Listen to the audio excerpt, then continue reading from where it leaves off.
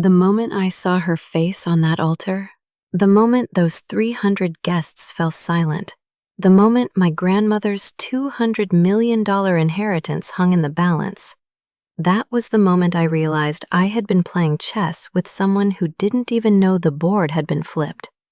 She thought she was about to win everything.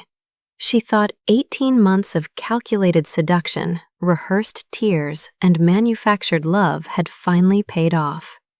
She thought the ring on her finger, the designer gown clinging to her carefully sculpted body, and the cathedral full of my family's most influential connections meant she had crossed the finish line. She was wrong. What she didn't know, what nobody in that room knew except for me and 3 other people, was that the next 45 minutes would systematically dismantle every lie she had ever told, every manipulation, every whispered promise made to another man while she wore my engagement ring, every dollar she had already siphoned from accounts she thought I didn't monitor. My name is Thaddeus Ashworth Pemberton IV, and this is the story of how I let a gold digger plan her own execution. But before I tell you how it ended, I need to take you back to the beginning, back to the night I first saw Serafina Vance, back when I was nothing more than a lonely heir drowning in expectations, desperate for something real in a world made entirely of performance. Now, before we go any further, I need to ask you something. Drop a comment right now telling me where you're watching from. Whether you're in Lagos or London, Miami or Manila, I want to know. And if you haven't subscribed yet, hit that button now because, trust me, you do not want to miss what happens in this cathedral. This story has more twists than you can imagine, and every single one of them is true.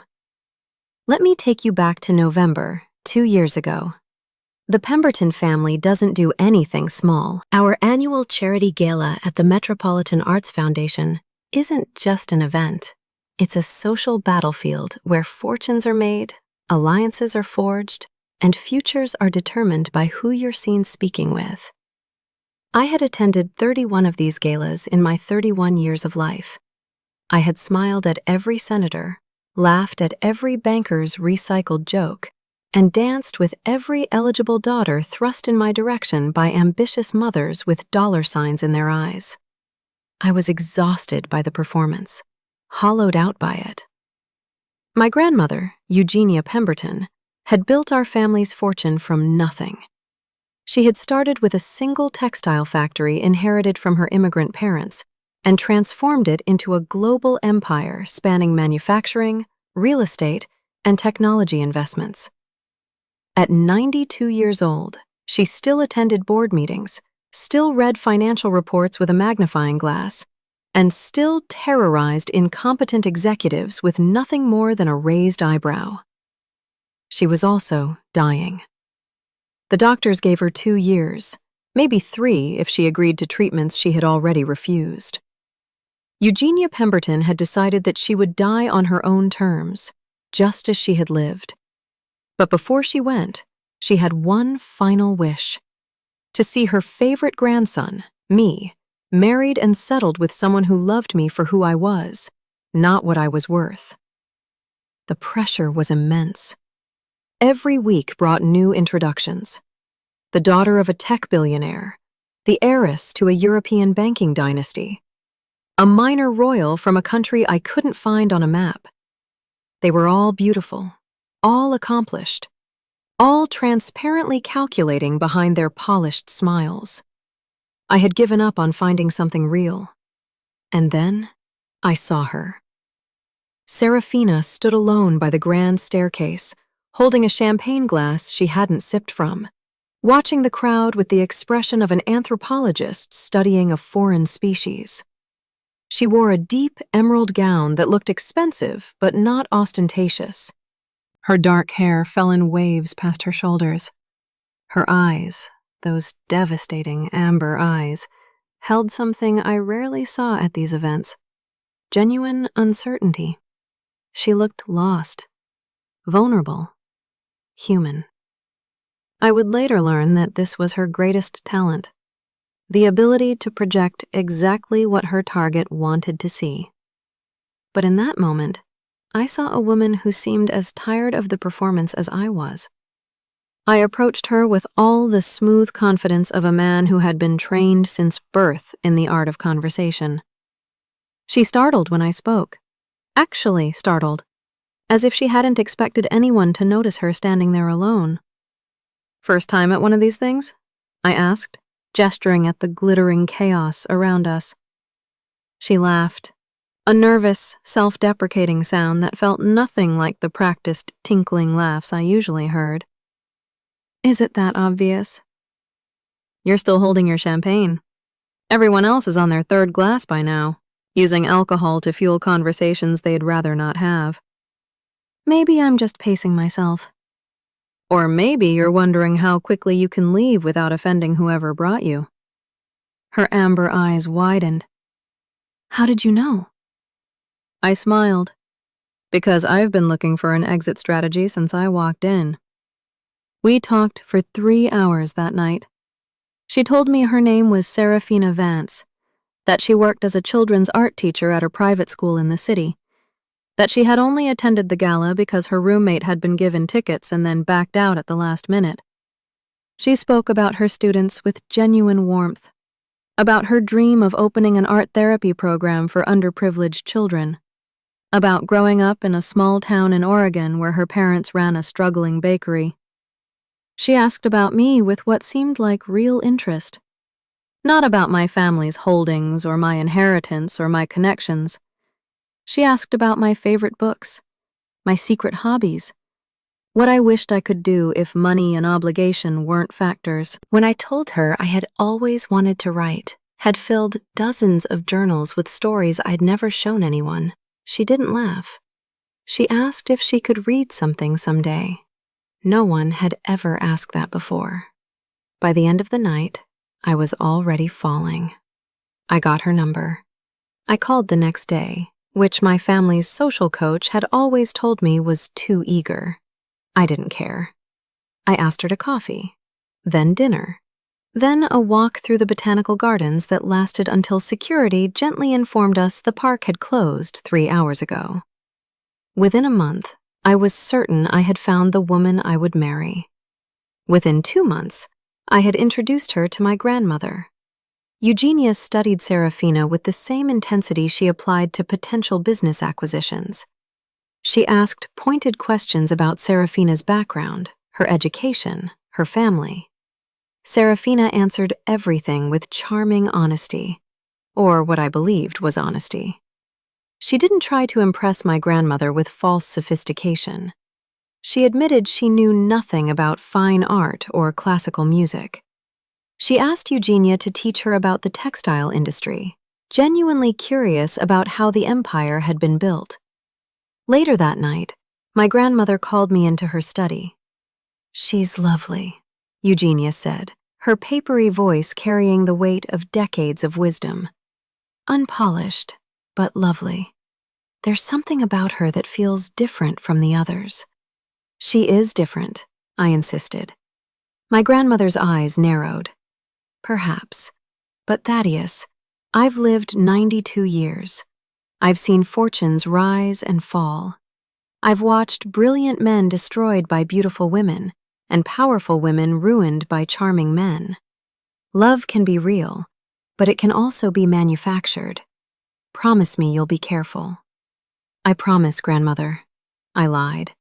I was already too far gone to be careful. Our relationship progressed with a speed that felt like destiny. Serafina moved into my penthouse after 6 months, claiming her lease had ended and she couldn't find affordable housing. I didn't question it. I welcomed it. I loved waking up beside her, loved the way she organized my chaotic bookshelves and left little notes in my jacket pockets. I loved how she encouraged my writing, how she read every word I produced, and offered feedback that was both kind and constructive. She was perfect. Too perfect if I had been thinking clearly. But I wasn't thinking clearly. I was drowning in the first genuine happiness I had experienced in years. At the 8-month mark, I proposed. I did it privately in my grandmother's garden because Serafina had mentioned once that she found public proposals overwhelming. She cried when she said yes, real tears streaming down her beautiful face, her hands shaking as I slipped my grandmother's antique diamond onto her finger. "I never thought I'd find someone like you," she whispered. "Someone who sees me, really sees me." I believed every word. I believed her when she asked me to add her name to a joint account, just for household expenses, so I don't have to keep asking you for money like a child. I believed her when she insisted on an 18-month engagement, claiming she wanted time to plan the perfect wedding for my grandmother to attend. I believed her when she took frequent trips to visit her ailing father in Oregon, trips from which she returned exhausted and emotionally drained. I believed everything because I wanted it to be true. I believed her right up until the moment I stopped believing anything at all. It happened on a Tuesday. Ordinary Tuesdays have a way of changing everything. I had come home early from a board meeting that had ended ahead of schedule. The penthouse was quiet. Serafina had mentioned she would be at a planning session with our wedding coordinator. I went to my study to work on the novel I had finally started writing, the one Serafina had encouraged me to begin. My phone was dead, so I reached for the charger on my desk and found it missing. I checked the bedroom, the kitchen, the living room. Finally, I remembered Serafina had been using my charger in the guest room she had converted into her personal office. I shouldn't have entered without permission. I knew she valued her privacy in that space.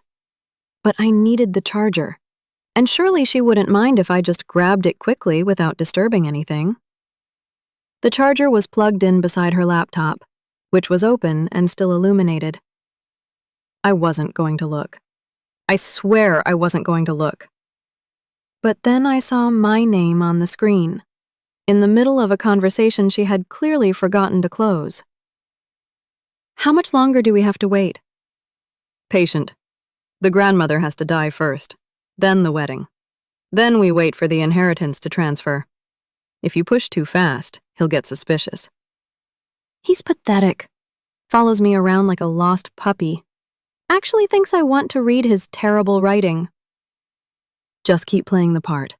Once we have access to the trust fund, we disappear. By the time he figures out what happened, we'll be untraceable. I just need this to be over. Sleeping next to him makes me sick. Think about the money. 200 million makes anything bearable. I stood there for what felt like hours, though it was probably only minutes. I read the entire conversation history. I learned that Serafina Vance was not a children's art teacher from Oregon. She was not struggling, or lost, or vulnerable. She was a professional grifter who had spent 6 months researching my family, identifying my weaknesses, and positioning herself to become the largest theft in Pemberton history. The man she was messaging was named Drake Holloway. He was her actual boyfriend of 7 years. They had been running similar cons across 3 continents, though never before on this scale. I was their biggest target. Their retirement plan. Everything had been a lie. Every smile, every touch, every whispered "I love you" in the darkness. My first instinct was rage. Burning, blinding rage that made me want to storm into wherever she was and confront her immediately.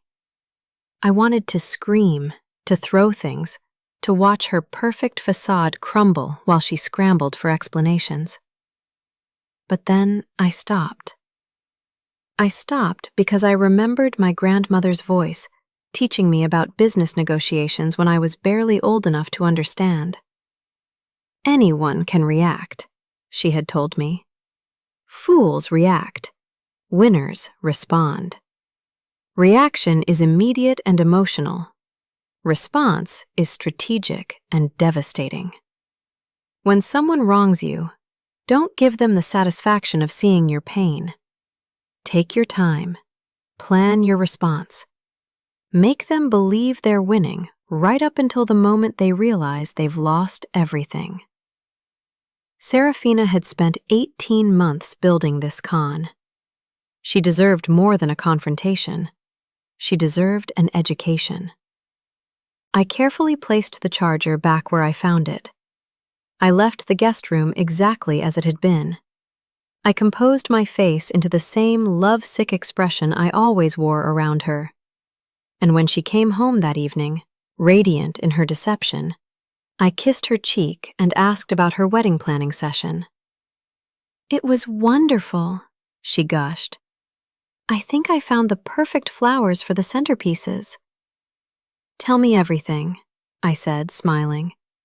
And the whole time she talked, I was already planning her destruction. The weeks following my discovery were the most difficult performance of my life. Every morning, I woke up beside a stranger wearing the face of the woman I had loved. I kissed her forehead. I told her she was beautiful. I listened to her fabricated stories about students who didn't exist and a father who wasn't dying. I funded shopping trips for wedding items that would never be used. I smiled while internally documenting every lie, every manipulation, every carefully constructed fiction. But I didn't act alone. The first person I told was my grandmother. I hadn't wanted to burden her with this. She was already fighting a battle against her own mortality. But Eugenia Pemberton had never been someone who appreciated being protected from hard truths. I visited her at the family estate on a rainy Sunday afternoon, a week after my discovery. She was in her conservatory, surrounded by orchids she had been cultivating for longer than I had been alive. Her nurse had stepped out. We were alone. "Grandmother," I said, "I need to tell you something about Serafina." "She's a fraud," Eugenia said calmly, not looking up from the bloom she was examining. I stared at her. "You knew?" "I suspected from the beginning. No one that perfect arrives by coincidence. I had my people investigate her within a week of your first meeting." She finally looked at me, her aged eyes sharp as ever. "I was waiting for you to discover it yourself. Some lessons can only be learned firsthand." "Why didn't you tell me?" "Would you have believed me? You were besotted, love-drunk. If I had shown you evidence of her deception, you would have convinced yourself I was mistaken, that I was being paranoid, that I was trying to control your life like everyone believes wealthy grandmothers do." She set down her gardening scissors. "You needed to see it yourself. Only then would you truly understand." She was right. I would have defended Serafina against any accusation. I would have made excuses, found explanations, chosen the comfortable lie over the devastating truth.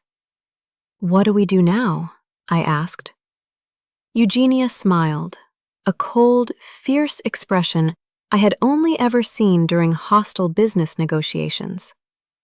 "Now, my dear boy, we make her pay." Over the following months, we assembled a team. My grandmother's personal attorney, Victorine Castellanos, was a 70-year-old former prosecutor who had spent 2 decades putting corrupt executives in prison before transitioning to private practice. She had no tolerance for con artists, and even less tolerance for anyone who tried to steal from her clients. My cousin Bellamy Pemberton worked in cybersecurity, officially for our family's companies, unofficially for certain government agencies who valued his particular skills. He traced Serafina's digital footprint, uncovered her real identity, and documented her communication with Drake Holloway in forensically verifiable detail. And then there was Montgomery Ashford, my closest friend since preparatory school, the one person outside my family I trusted absolutely. Montgomery had never liked Serafina. He had told me repeatedly that something about her felt rehearsed. But he had supported my happiness even against his own instincts.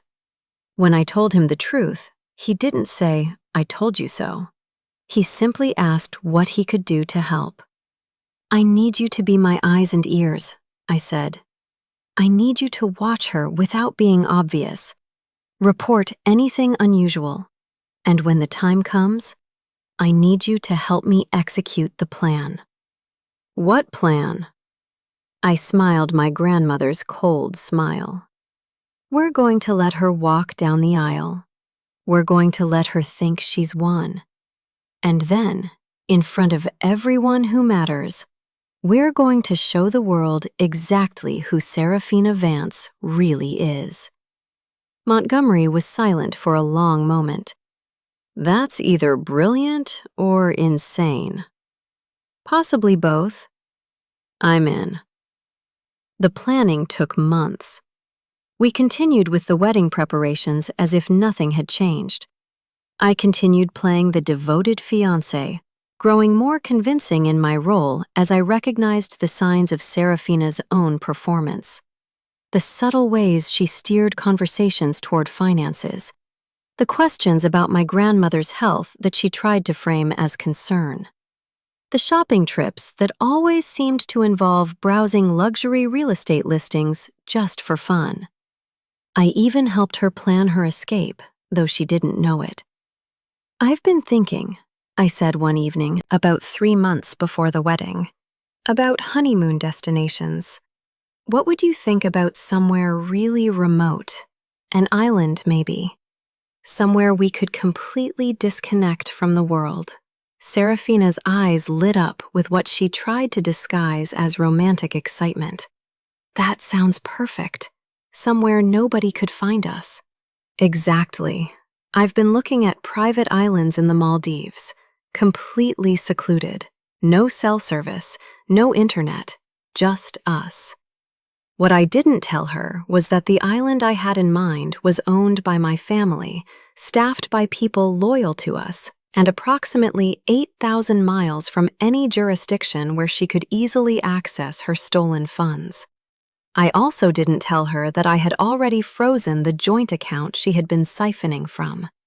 The statements she received were fabricated, showing a steadily growing balance that existed only on paper.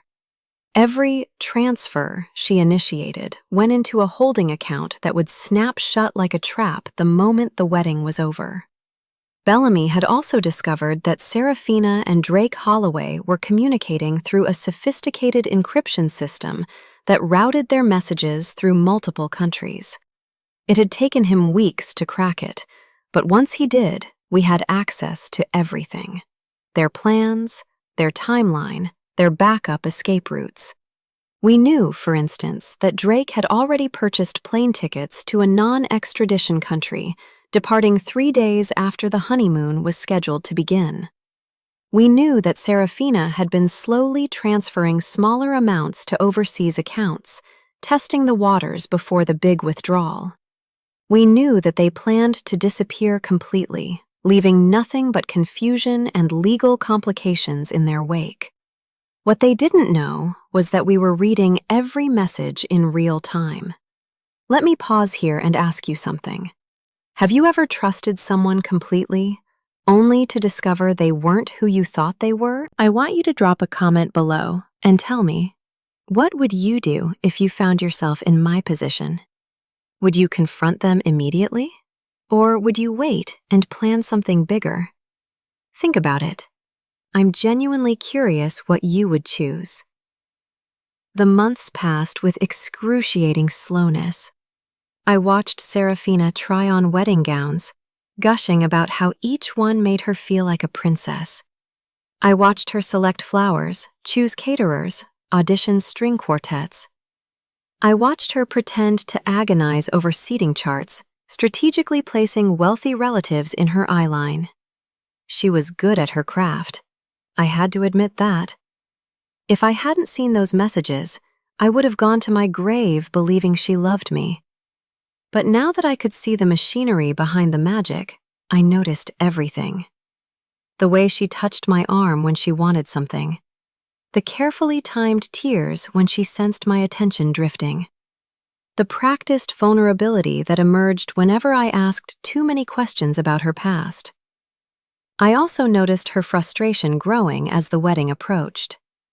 My grandmother, despite her illness, showed no signs of imminent death. The inheritance that was supposed to transfer wasn't transferring. The timeline that Serafina and Drake had carefully constructed was stretching longer than they had anticipated. I intercepted a message between them that confirmed my suspicions. "What's the status?" "The old woman won't die. She's like a cockroach." "We can't wait forever. The longer this takes, the more chances for something to go wrong." "I know, but if I push for the wedding before she dies, he'll want to wait for her to recover. We need the inheritance to be secure first." "What if she doesn't die before the wedding?" "Then we take what we can get and adjust the plan. The joint account alone is worth millions. Combined with what I've already moved, we'll still come out ahead." "Not enough. We need that trust fund." "Serafina, don't worry. One way or another, I'll get it." One way or another. I showed that message to my grandmother. Her expression didn't change, but her hands tightened on the arms of her chair. "She's considering something more drastic," Victorine observed during our strategy meeting. "If she becomes convinced the natural timeline isn't working, she might accelerate things." "You mean she might try to hurt my grandmother?" I said flatly. "Or you. Dead spouses inherit faster than divorced ones." The thought should have terrified me. Instead, it crystallized my resolve. This wasn't just about revenge anymore. It was about protection, about ensuring that Serafina Vance would never be in a position to hurt anyone in my family again. We accelerated our own timeline. The wedding was scheduled for June 14th, a Saturday. The cathedral had been booked for over a year. 300 guests had received their invitations. The flowers had been ordered, the caterers confirmed, the string quartet rehearsed. Every detail was perfect. Every detail was also part of our plan.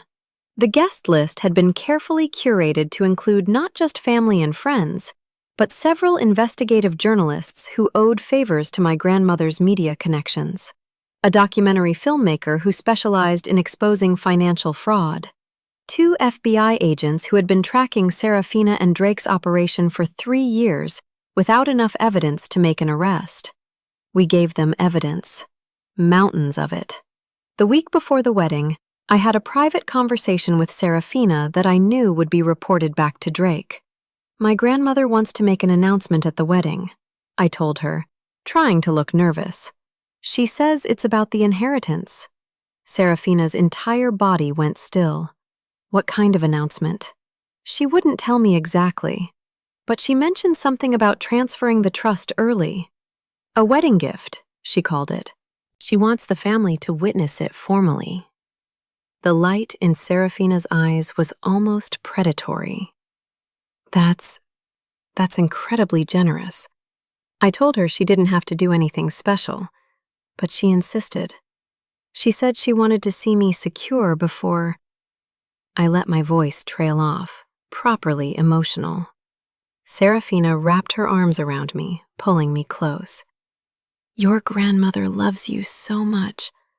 We're so lucky to have her." Behind her back, my expression was stone. I knew she would tell Drake immediately. I knew this information would convince them that the payoff was finally coming. I knew it would make them commit fully to the wedding, eliminating any thought of backing out or adjusting their plan. I was baiting the trap with exactly what they wanted to hear. The night before the wedding, I barely slept. I lay in bed beside Serafina. She had insisted we spend the night together despite tradition, claiming she couldn't bear to be apart from me, and stared at the ceiling, running through every element of the plan. Tomorrow, 300 people would gather in St. Matthias Cathedral. Tomorrow, A woman I had loved would walk down the aisle in a $40,000 gown, carrying flowers that cost more than most people's cars, planning to steal everything I had. Tomorrow, she would learn that I had been planning longer. The morning of June 14th dawned clear and perfect, as if even the weather had decided to cooperate with the performance. I went through the motions of preparation with mechanical precision. The tailored tuxedo that had been custom-made for this occasion, the cufflinks that had belonged to my grandfather, the boutonniere that matched Serafina's bouquet, white roses with a single accent of deep red, a color combination she had chosen for its romantic symbolism. She didn't know that red roses traditionally symbolized blood and sacrifice. She would learn. Montgomery arrived at my hotel suite at 10 in the morning, dressed in his groomsman attire, carrying a small leather case that contained equipment Bellamy had prepared. "Everything's in position," he said quietly, glancing around to ensure we were alone. "The journalists are in the cathedral. The FBI agents are stationed at the exits. Your grandmother is ready for her part." "And Serafina?" "Getting her hair done in the bridal suite. She hasn't shown any signs of suspicion. Drake is at the hotel across town. We have eyes on him." "He's not coming to the wedding?" "He knows better than to be seen anywhere near you. He's planning to meet her at the airport Monday morning." "Then he'll be waiting a very long time." I took a deep breath, centering myself. Everything I had worked for over the past months came down to the next few hours. One mistake, one moment of hesitation, and Serafina might escape the consequences she deserved. I couldn't afford to hesitate. The limousine ride to the cathedral felt both endless and instantaneous. I watched the city pass through tinted windows, thinking about all the ways this day could have gone differently. If I had never found those messages. If I had confronted Serafina immediately. If I had simply called off the wedding and walked away. But walking away wouldn't have been justice. It would have let her move on to the next target, the next victim, the next lonely heir desperate for genuine connection. How many people had she destroyed before me? How many would she destroy after if I didn't stop her? This wasn't just about my pride or my broken heart. This was about ensuring she could never do this again. The cathedral was magnificent. St. Matthias had been built in the 1890s by my great-great-grandfather, endowed with Pemberton money and decorated with Pemberton taste. Soaring Gothic arches, stained glass windows that cast rainbows across the marble floors, pews carved from imported mahogany, an altar of pure white stone. It was a stage, and today it would host the final act of Serafina's performance. Guests began arriving at noon, filling the pews in their designer finest. I recognized senators, CEOs, old money aristocrats, and new money entrepreneurs. I recognized the journalists my grandmother had invited, seated strategically where they would have perfect views of the altar. I recognized the FBI agents, dressed expensively enough to blend in, but positioned near every exit. I stood at the altar with Montgomery and my other groomsmen, waiting. The string quartet played Pachelbel. The flower girls scattered petals down the aisle. The bridesmaids, friends of Serafina's who were probably also in on the con, or else complete strangers she had hired to play the part, walked in procession toward the altar. And then the music changed. The traditional wedding march began, and 300 people rose to their feet, turning toward the cathedral doors. Serafina appeared in the doorway, radiant in white, a vision of bridal perfection. Her gown was a masterpiece of lace and silk, with a train that stretched 15 feet behind her. Her veil obscured her face, but I could imagine her expression underneath. The calculated excitement, the predatory anticipation. She had won. In her mind, she had absolutely won. After 18 months of performance, the payoff was finally arriving. She walked down the aisle slowly, savoring every step. I watched her approach, and I felt nothing. Not love, not hate, just cold, clear purpose. She reached the altar. She handed her bouquet to her maid of honor. She turned to face me, and I lifted her veil. She was smiling. Genuinely smiling. Or what passed for genuine in someone who had forgotten what authenticity felt like. "You look beautiful," I said. "You look handsome," she replied. The officiant, a real minister, because I wanted every element of this farce to be legally documented, began the ceremony. "Dearly beloved, we are gathered here today to witness the union of Thaddeus Ashworth Pemberton IV and Seraphina Marie Vance." He continued through the opening remarks, the prayers, the readings selected by Seraphina for their romantic poetry. She stood beside me, radiating joy, and I let her have these final moments of triumph. She had earned them, in her own twisted way. She had worked hard for this con. She deserved to taste victory before it turned to ash in her mouth.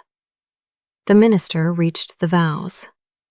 "Do you, Thaddeus Ashworth Pemberton IV, take Seraphina Marie Vance to be your lawfully wedded wife, to have and to hold, from this day forward, for better, for worse, for richer, for poorer, in sickness and in health, to love and to cherish, until death do you part?" The cathedral fell silent. 300 people waited for my answer.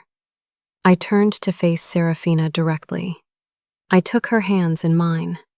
I looked into her amber eyes, and for just a moment, I let myself remember what I had felt before the truth.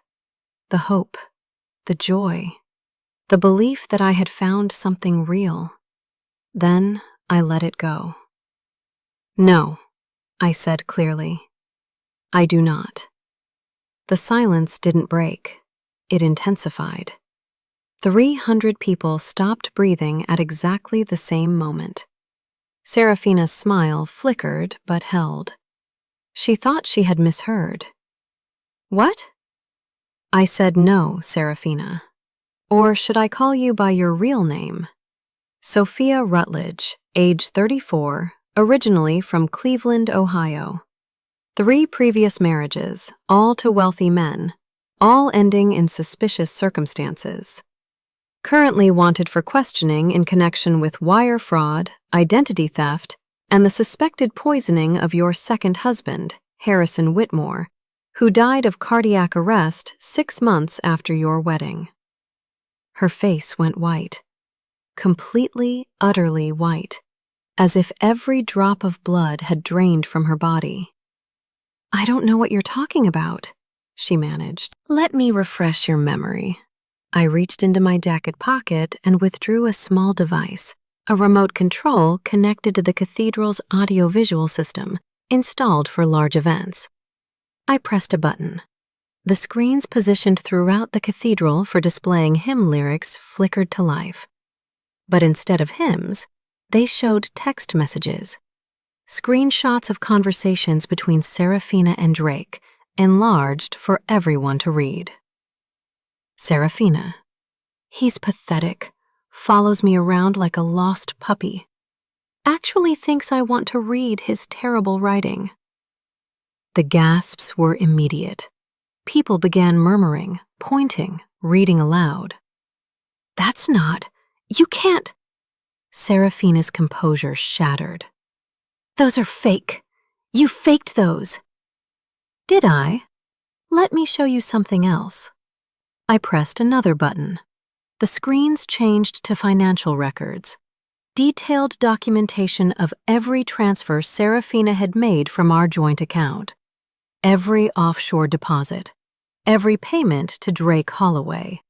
Every bribe, every false expense, every carefully laundered dollar. Over the past 18 months, you have stolen approximately $4.7 million from accounts connected to my name. You have transferred these funds to accounts in the Cayman Islands, Switzerland, and Singapore. Accounts registered under false identities you have used since your first fraudulent marriage in 2015. Serafina turned to run. She made it 3 steps before 2 men in expensive suits blocked her path. They produced badges. Sophia Rutledge, you're under arrest for wire fraud, identity theft, and conspiracy to commit grand larceny. You have the right to remain silent. Anything you say can and will be used against you in a court of law. No! She screamed it, the sound echoing off the cathedral's vaulted ceiling. You can't do this! Do you know who I am? Yes, I said quietly. I know exactly who you are. That's the problem. They led her away in handcuffs, still screaming, her $40,000 wedding gown dragging through the flower petals scattered on the floor. The guests watched in stunned silence, unsure whether they had witnessed a wedding or a crime scene. Probably both. I turned to the congregation, to my family, to the journalists already typing furiously on hidden phones, to the world that would soon know this story. I apologize for the disruption, I said, my voice steady. There will be no wedding today. But if you would all remain seated, my grandmother would like to say a few words. Eugenia Pemberton rose from her seat in the front pew. At 92 years old, frail and fighting death, she still commanded more presence than anyone else in the room. She walked to the altar with the assistance of her nurse, and when she turned to face the crowd, her voice was surprisingly strong. I have spent my life building something, she said. A legacy, a family, a fortune that represents not just money, but generations of hard work, sacrifice, and integrity. Today, someone tried to steal that legacy through manipulation and lies. She failed. But I want to be clear about something.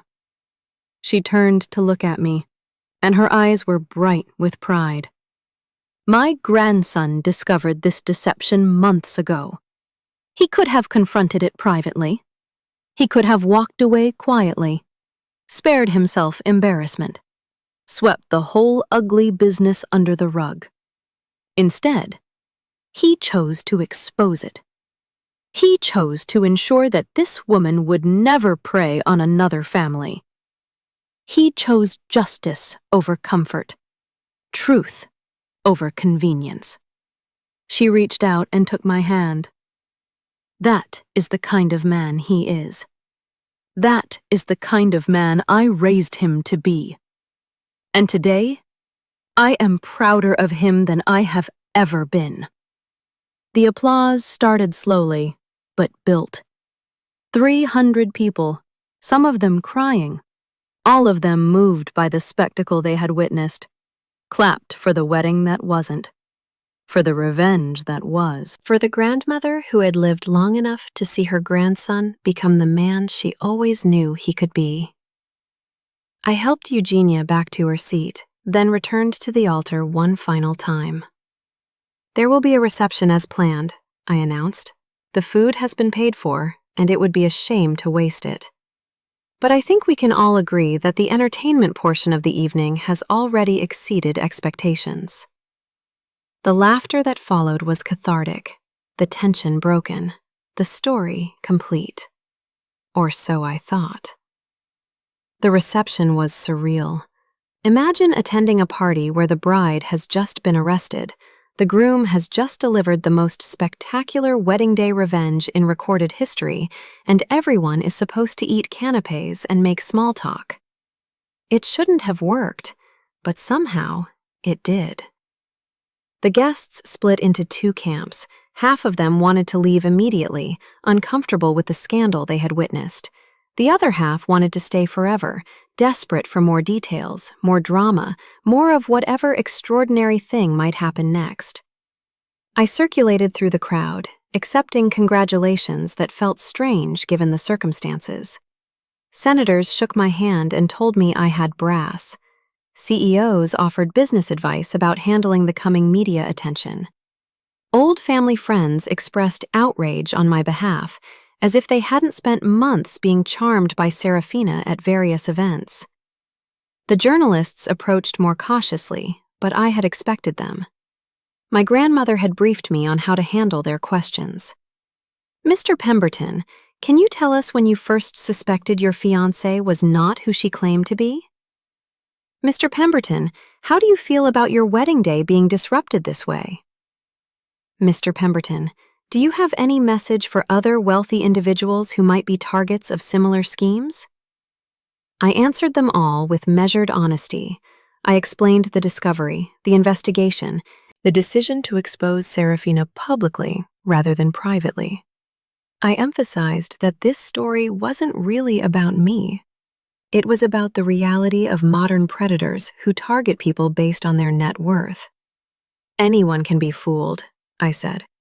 "Anyone can fall in love with someone who turns out to be a performance. What matters is how you respond when you discover the truth. Do you hide from it? Or do you face it?" The story broke online within hours. By evening, it was trending on every social media platform. By the following morning, it was on the front page of every major newspaper. "Trust fund gold digger exposed at altar.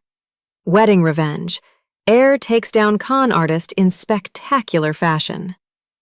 The Pemberton sting. How one man turned his wedding into a takedown." I watched the coverage from my grandmother's estate, where I had retreated after the reception. The penthouse held too many memories. I couldn't sleep there, knowing Serafina had touched every surface. "You should write about this," my grandmother said, sitting beside me in the conservatory. "Your novel. Make it about a man who discovers his fiancée is a fraud.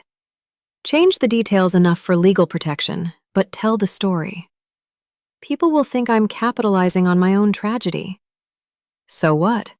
Let them think what they want. The truth is that you have a story worth telling. Not everyone does. To waste it out of concern for what strangers might think would be foolish." She was right, as always. In the weeks that followed, I began to write. Not the novel I had been working on before. That felt contaminated now, too connected to the person I had been when Serafina was still a part of my life. I started something new, something rawer, something that channeled all the betrayal and rage and unexpected grief into words that felt true. Because the grief surprised me. I had expected rage, and I felt plenty of that. I had expected satisfaction at seeing justice served, and I felt that too. But I hadn't expected to mourn. I mourned the woman I thought Serafina was, the person who had seemed to understand me, to see me, to love me for reasons that had nothing to do with money. That person had never existed. She was a fiction, a performance, a carefully constructed lie. But I had loved her. The love had been real, even if its object wasn't. Is it possible to grieve something that never existed? I think it must be, because that's what I did. I grieved the future we were supposed to have, the children we might have raised, the growing old together that had been part of my fantasy. None of it was ever real, but it had felt real, and the loss of that feeling was devastating. Montgomery stayed with me through the worst of it. He didn't offer empty comfort or meaningless platitudes. He just sat with me, occasionally handing me glasses of scotch, letting me process the complicated emotions at my own pace. "You did the right thing," he said one night when I was questioning whether the public exposure had been necessary. Did I? I could have just called off the wedding quietly, pressed charges privately, let her face justice without the spectacle. And then what? She would have hired expensive lawyers. She would have dragged the case out for years. She might have gotten off on technicalities. The public exposure ensures that even if the legal system fails, she can never run this con again. Everyone knows her face now. Everyone knows what she did. But everyone also knows what happened to me, that I was fooled, that I fell for it. Montgomery shook his head. That's not what people see. They see a man who discovered the truth and responded with strategic brilliance. They see someone who refused to be a victim. Trust me, the story being told about you is not one of weakness. He was right. The media coverage was overwhelmingly sympathetic. I was being portrayed not as a gullible fool, but as a clever hero who had turned the tables on a sophisticated predator. The public loved a good revenge story, and I had given them one for the ages. But the public attention came with complications. First, there were the women. Hundreds of them, apparently, who viewed my bachelor status as an opportunity. My social media accounts were flooded with messages. My business office received flowers and letters and gifts from strangers who wanted to heal my broken heart. At least 3 separate women contacted my family, claiming to be pregnant with my child, which was biologically impossible given that I hadn't slept with anyone since Serafina. Then there were the copycats. The story had inspired a disturbing trend. Other victims of romance fraud coming forward, some of them genuine, some of them fabricating stories for attention. My lawyer fielded dozens of calls from people claiming they had been targeted by Serafina or her associates. Sorting the real victims from the opportunists became a full-time job. And finally, there was Drake Holloway. He had been arrested the day after Serafina, picked up at the airport trying to board a flight with a fake passport. The evidence Bellamy had gathered was enough to charge him with conspiracy, fraud, and a dozen other crimes. He was being held without bail pending trial. But before the arrest, in the chaos of those first few hours, he had managed to send one final message that Bellamy intercepted. This isn't over. You think you've won, Pemberton. You haven't. Watch your back. The threat should have frightened me. Instead, it angered me. How dare he threaten me after what he and Serafina had tried to do? How dare he act as if he was the wronged party in this situation? But anger and legal protection are not the same thing. I hired additional security. I varied my routines. I avoided being alone in public places. And I waited for the other shoe to drop. It came 3 months after the wedding. The letter arrived on a Tuesday, which seemed fitting. Ordinary Tuesdays had a way of changing everything in my life. It was addressed to me personally, delivered to my grandmother's estate by a courier service that couldn't explain how the package had entered their system. The envelope was plain white. The handwriting was unfamiliar. The return address was a post office box in a small town I had never heard of. Inside was a single sheet of paper, covered in elegant script. Dear Mr. Pemberton, you don't know me, but I know you. I know what you did to Sophia and Drake. I know you think you've won. You haven't. Sophia was my sister, not by blood, by circumstance. We grew up together in the same foster home, survived the same abuses, learned the same lessons about how the world really works. She was the only family I had. You took her from me. You humiliated her in front of the world. You destroyed everything she had spent years building. Did you ever stop to think about why she became what she became? Did you ever consider that she didn't have a choice? That people like us don't get the same opportunities as people like you? I'm not going to threaten you. That would be pointless. You have money, security, lawyers, everything that protects people like you from consequences. But I want you to know that I see you. I see what you really are underneath the self-righteous revenge narrative. You're not a hero. You're just another rich man who destroyed a woman who had the audacity to try to take something from you. Sleep well, Mr. Pemberton, and watch your back. A friend. I read the letter 3 times, then handed it to my security team. They traced it as far as possible, which wasn't far. The post office box was rented under a false name. The courier service had no record of who had submitted the package. The letter itself was printed on generic paper, with no fingerprints or DNA evidence. A ghost. A shadow. Someone connected to Serafina who blamed me for her downfall. My lawyer advised me to increase security. My grandmother advised me to ignore the threat. Desperate people made desperate gestures, and this was almost certainly nothing more than that. Montgomery advised me to be careful, but not paranoid. I tried to follow all of their advice simultaneously, but the letter stayed with me. Not because of the threat, but because of the question embedded within it. Did I ever stop to think about why Serafina became what she became? The honest answer was no, I hadn't. In my mind, she was simply a predator, someone born bad or turned bad who had chosen to exploit others for personal gain. I hadn't considered her history, her circumstances, the forces that might have shaped her into what she was. It didn't excuse what she had done. Nothing could excuse that. But it complicated the narrative I had constructed, the story where I was the clear hero and she was the clear villain. I did something I probably shouldn't have done. I investigated. I hired a private investigator to dig into Serafina's real past, not the one she had fabricated for me, but the one she had actually lived. What he found was disturbing. Sophia Rutledge had been born to a drug-addicted mother who abandoned her at age 3. She had bounced through foster homes for the next 15 years, some of them neglectful, some of them actively abusive.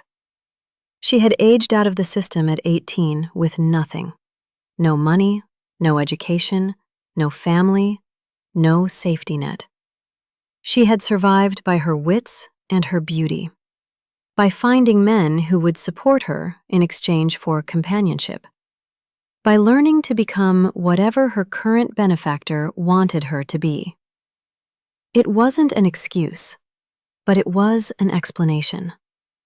Somewhere along the line, survival had transformed into predation. She had gone from accepting gifts to extracting them, from performing love to weaponizing it, from getting by to getting rich. But there had been a girl before all of that, a child who had been failed by every system designed to protect her, a person who had learned that trust was weakness and vulnerability was dangerous. I didn't feel sorry for Serafina. She had made choices. She had hurt people. She deserved the consequences she was facing. But I felt something more complicated than righteous satisfaction. I felt the weight of a broken world that created people like her, and people like me, who had never had to fight for survival, who had never known what it felt like to have nothing. My grandmother noticed the change in my demeanor. "You're brooding," she observed one afternoon. "More than usual." "I'm thinking about fairness," I said.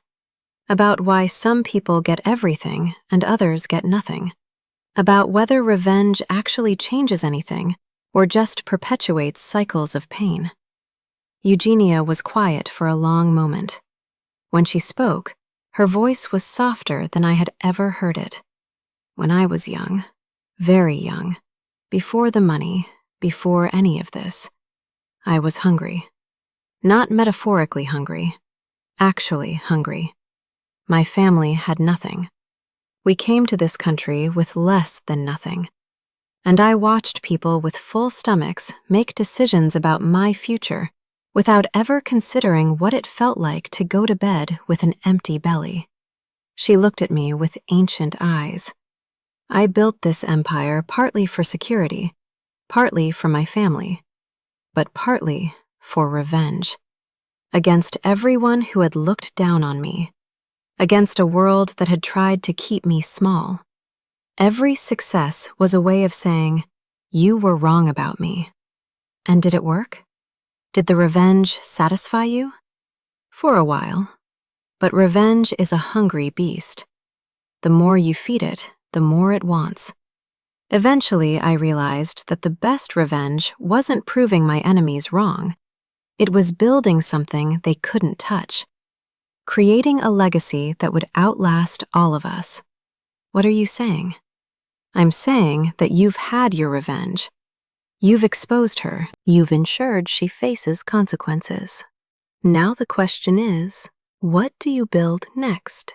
What legacy comes from all this pain? I didn't have an answer. Not yet. But the question stayed with me, just like the letter. Two voices asking the same thing in different ways. What kind of person do you want to be? The trial came 6 months later. Serafina, Sophia, pleaded guilty to most of the charges in exchange for a reduced sentence. She would serve 10 years minimum in a federal facility. I attended the sentencing hearing. I'm not sure why. Maybe I needed closure. Maybe I needed to see her face one more time. She looked different in her orange jumpsuit, with her hair pulled back and no makeup to enhance her features. She looked smaller, less like a master manipulator and more like a woman who had run out of options. When the judge asked if the victim wished to make a statement, I stood. Your Honor, I prepared a statement about the impact this crime had on my life, about the betrayal, the financial damage, the emotional devastation. I was going to read it, but standing here now, looking at the defendant, I find I have something different to say. The courtroom went quiet. I believe that people should face consequences for their actions. The defendant made choices that caused real harm, and she needs to be held accountable. But I also believe that people are more than their worst moments, that circumstances shape us in ways we don't always choose, that a broken system creates broken people. I looked directly at Sophia. For a moment, her mask slipped, and I saw surprise in her eyes. I'm not going to ask for mercy. You don't deserve it, and you wouldn't believe it if I offered. But I want you to know that I've spent months thinking about who you really are underneath the performance. And I think there might be a person in there worth salvaging. When you get out, if you get out, you'll have a choice. Keep being what you've been, or try to become something different. I paused. I hope you choose differently. For your sake, not mine. I'm done being affected by your choices. I sat down. The judge pronounced sentence. And that was the end of Sophia Rutledge's time in my life. Or so I thought. 5 years passed. My grandmother died 18 months after the trial, peacefully, in her sleep, surrounded by family. She left me her fortune, as planned, but more importantly, she left me her wisdom. I carry both with me every day. I wrote the book. It was published under a pseudonym, to protect the guilty as much as the innocent. It sold well. Apparently, people loved stories about elaborate revenge and wedding day drama. The proceeds went to a foundation I created, supporting children aging out of foster care. My small attempt to fix the broken system that had created Sophia Rutledge. Montgomery got married, to a wonderful woman who hadn't an ounce of deception in her. I was his best man. When he asked if I was envious, I told him honestly that I was happy for him, but not ready for the same thing myself. Trust, once broken that completely, takes time to rebuild. Maybe a lifetime. I dated occasionally, but never seriously. Every woman I met, I found myself analyzing for signs of performance, searching for the machinery behind the smile. It wasn't fair to them, and I knew it. I was still broken in ways that would take years to repair. And then, one day, I received another letter. This one came through official channels, forwarded from the federal correctional facility where Sophia was serving her sentence. It had been screened by security, deemed safe, passed through the appropriate legal channels before reaching me. The envelope was plain. The handwriting was different from the threatening letter 5 years ago. Smaller, more hesitant. I almost threw it away without opening it, but something made me pause. Dear Mr. Pemberton, I don't expect you to read this. I wouldn't if I were you. But I'm writing anyway, because I need to say some things. And whether you hear them matters less than whether I say them. I'm sorry. Those words aren't enough. I know they aren't enough. Nothing I could say would be enough for what I did to you. But they're true, and that's something I haven't been in a very long time. True. When you spoke at my sentencing, I thought you were performing, playing the magnanimous victim for the cameras. It's what I would have done. It took me years to realize you might have been genuine. You said I could choose to become something different. At the time, I didn't believe it. I had been what I was for so long that I didn't know how to be anything else. But I've been taking classes in here, getting therapy, learning about the systems that shaped me and the choices I made in response. I'm not making excuses. There are no excuses. But I'm starting to understand. I heard about your foundation, the one that helps foster kids. I don't know if you created it because of my story, but I want you to know that if you did, that might be the best thing anyone has ever done with the wreckage I created. I'm not asking for forgiveness. I don't deserve it. I'm just asking you to know that somewhere, in a cell in the middle of nowhere, there's a woman who finally learned that the performance was never worth the cost. I hope you found someone real. I hope you built a life that makes you happy. I hope you think of me as little as possible. And when you do, I hope the anger has faded. You were a good man who deserved better than what I gave you. I know that now. Sophia. I read the letter 3 times. Then I set it down and stared out the window of my office, watching the city I had been born into spread out beneath me. Did I forgive her? I didn't know. Forgiveness felt too simple a concept for something this complicated. But did I still hate her? No. That fire had burned out years ago, leaving behind something more like sad understanding. She had been a monster. But monsters are made, not born. And somewhere in the machinery of her making, something had gone terribly wrong. I pulled out a sheet of paper and began to write. Dear Sophia, I received your letter. I wasn't going to respond. What is there to say that hasn't already been said? But it turns out I have a few words left. Yes, I created the foundation because of you. Because learning about your history made me realize that revenge wasn't enough. That punishment without prevention just creates more criminals, more victims, more broken people perpetuating cycles of harm. The foundation has helped over 3,000 kids in the past 5 years. Some of them will still end up in prison. Some of them will still make terrible choices. But some of them will have a chance they wouldn't have had otherwise. That's worth something. You ask if I've found someone real. I haven't. Not yet. You broke something in me that's taking longer to heal than I expected. But I'm working on it. I'm learning to trust again. Slowly, one interaction at a time. I don't forgive you. I'm not sure I ever will, but I don't hate you either. I don't think about you much anymore, and when I do, the anger has been replaced by something more like compassion. You were right about one thing. I was performing at your sentencing, but not for the cameras, for myself, trying to become the person I wanted to be instead of the person your betrayal had tried to make me.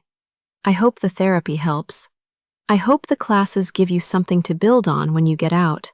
I hope you become someone different, not for me, but for all the people you haven't hurt yet. Take care of yourself, Thaddeus. I sealed the letter, I sent it, and then I moved on. Because that's the thing about revenge. It can be satisfying. It can be necessary. It can be the only way to balance scales that have been tipped too far in the wrong direction, but it's not a foundation. You can't build a life on it. Eventually, the revenge has to end so that something else can begin. I'm 42 years old now. I've written 3 books, all of them bestsellers. I run a foundation that has become a model for others across the country. I sit on boards and give speeches, and occasionally let journalists interview me about that wedding day. And 6 months ago, I met someone. Her name is Evangeline. She's a pediatric surgeon who volunteers at free clinics on her days off. She's terrible at lying. I tested this early because I couldn't help myself. And she has no interest in my money. When I told her who I was, what I was worth, she shrugged and asked if it meant I could afford to take her to the really good Thai place across town. I'm taking it slow, slower than I've ever taken anything. I'm watching for signs and signals, analyzing behaviors, questioning motives. It's exhausting, and it's not fair to her, and I tell her that regularly. I'm difficult, I warned her on our 3rd date. I've been burned in ways that made national news. I have trust issues that would take a team of therapists years to unpack. She looked at me with steady eyes. Good thing I'm patient, then. We'll see. Maybe it works out. Maybe it doesn't. But the fact that I'm trying, that I'm allowing myself to be vulnerable again despite everything, feels like victory. Not revenge, victory. Because in the end, the best revenge isn't humiliation or exposure or watching your enemy led away in handcuffs. The best revenge is living well, building something, becoming someone you're proud of.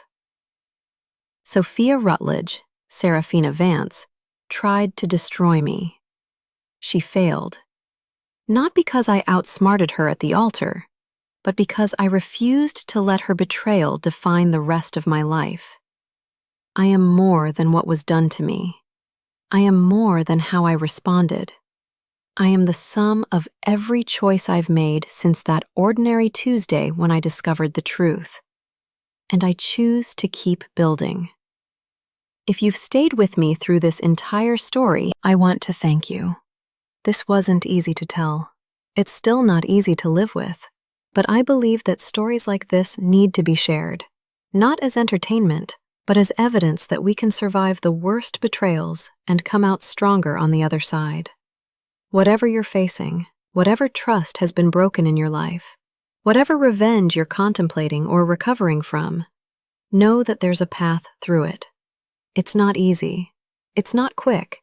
It's not guaranteed to end in dramatic cathedral takedowns and federal arrests. But it's there, and you're stronger than you think. My name is Thaddeus Ashworth Pemberton IV. I was targeted by a gold digger who wanted my inheritance. I exposed her at the altar in front of 300 witnesses. I helped send her to prison. And then I spent the next 5 years becoming someone better than either of us was when this started. That's my story. Now go write yours.